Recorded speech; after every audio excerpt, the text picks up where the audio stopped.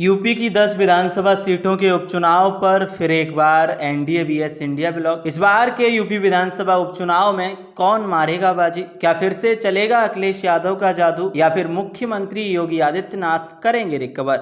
नमस्कार, मैं नरेंद्र कुमार और आप देख रहे हैं एनपी न्यूज। दरअसल लोकसभा चुनाव में इंडिया ब्लॉक ने भारतीय जनता पार्टी के खिलाफ महत्वपूर्ण बढ़त हासिल की है, लेकिन उसके साथ ही उत्तर प्रदेश में 10 विधानसभा सीट खाली हो गई हैं, जिन पर एक बार फिर उत्तर प्रदेश की जनता को एनडीए वीएस इंडिया ब्लॉक देखने को मिलेगा। दोनों ही गठबंधनों के बीच कड़ी प्रतिस्पर्धा है।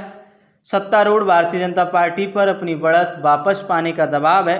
वहीं इंडिया ब्लॉक की दोनों पार्टियां समाजवादी पार्टी और कांग्रेस ने एक साथ चुनाव लड़ने तथा बढ़िया प्रदर्शन करने का ऐलान कर दिया है, जबकि चुनाव आयोग की तरफ से अभी तक उपचुनाव की तारीखों की घोषणा भी नहीं की गई है। सत्तारूढ़ भारतीय जनता पार्टी के नेतृत्व वाले राष्ट्रीय जनतांत्रिक गठबंधन यानी कि एनडीए ने भी अपनी तैयारियां शुरू कर दी हैं। समाजवादी पार्टी के राष्ट्रीय अध्यक्ष अखिलेश यादव के सहित 9 विधानसभा सदस्यों के लोकसभा सदस्य चुने जाने के बाद ये सीटें खाली हुई थीं, जबकि कानपुर के सीसामऊ विधानसभा सीट से समाजवादी पार्टी के विधायक इरफान सोलंकी को एक अपराध के मामले में सजा सुनाए जाने के बाद अयोग्य ठहरा दिया गया था। यूपी की विधानसभा के विशेष सचिव ब्रजभूषण दुबे ने पीटीआई को बताया कि 10 सीटों पर रिक्तियों की जानकारी चुनाव आयोग को भेज दी गई है।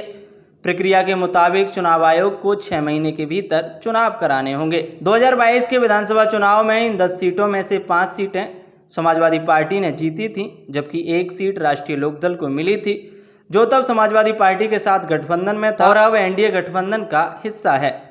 इनमें से 3 सीट बीजेपी को मिली थी, जबकि एक सीट बीजेपी की सहयोगी पार्टी निषाद पार्टी के खाते में गई थी। उपचुनाव के नतीजे विधानसभा में भाजपा के लिए संख्यात्मक रूप से महत्वहीन होंगे, क्योंकि विधानसभा में उसके पास आरामदायक बहुमत है।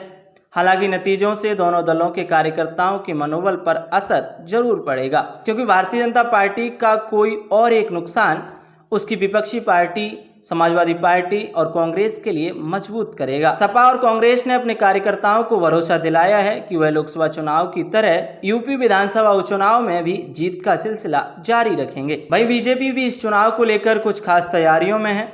बीजेपी के प्रदेश मीडिया प्रभारी मनीष दीक्षित ने पीटीआई से कहा कि एनडीए पूरी ताकत के साथ विधानसभा उपचुनाव लड़ेगी। कहीं भी किसी भी प्रकार का कोई दबाव नहीं है। बीजेपी कार्यकर्ता जनता की सेवा और चुनाव के लिए हमेशा तैयार रहते हैं। एनडीए के सहयोगी दलों को सीट देने के सवाल पर उन्होंने कहा, ये पार्टी नेतृत्व तय करेगा, लेकिन संगठन और सरकार के स्तर पर हमने पूरे जोश के साथ चुनाव की तैयारियां शुरू कर दी हैं। जब समाजवादी पार्टी के मुख्य प्रवक्ता और राष्ट्रीय सचिव राजेंद्र चौधरी से इस बारे में पूछा गया, तो उन्होंने बताया कि सभी रिक्त सीटों पर उपचुनाव की तैयारियां शुरू कर दी गई हैं और उन्होंने साथ ही बताया कि हम कांग्रेस के साथ ही चुनाव लड़ेंगे। चौधरी ने आगे कहा कि लोकसभा चुनाव में प्रबंधन के लिए बनी कमेटी इन 10 सीटों पर उपचुनाव के लिए तैयारियां कर रही है तथा संसद सत्र के बाद राष्ट्रीय अध्यक्ष अखिलेश यादव एक नई कमेटी बनाएंगे।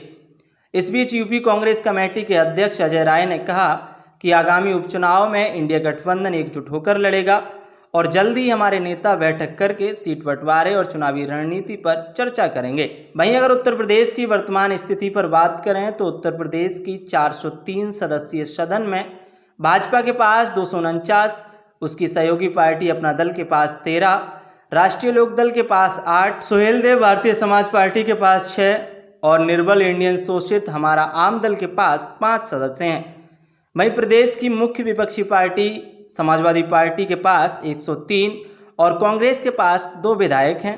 इसके अलावा जनसत्ता दल के 2 और बहुजन समाजवादी पार्टी का 1 विधायक है। वहीं अगर बात एनडीए के उन विधायकों की करें जो लोकसभा के सदस्य चुने गए हैं, जिनके लोकसभा सदस्य चुने जाने के बाद उनकी सीटें खाली हुई हैं, तो उनमें लोकदल के चंदन चौहान हैं, भाजपा के अतुल गर्ग हैं, अनूप वाल्मीकि और प्रवीण पटेल हैं।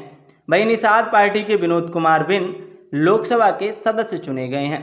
अगर बात इंडिया गठबंधन की करें तो समाजवादी पार्टी के राष्ट्रीय अध्यक्ष अखिलेश यादव, पार्टी विधायक जियाउर रहमान वर्ग, लालजी वर्मा, अवधेश प्रसाद लोकसभा के सदस्य चुने गए हैं। आज के लिए इतना ही। बाकी देश दुनिया की तमाम बड़ी खबरों और अपडेट्स को जानने के लिए देखते रहिए एनपी न्यूज। धन्यवाद।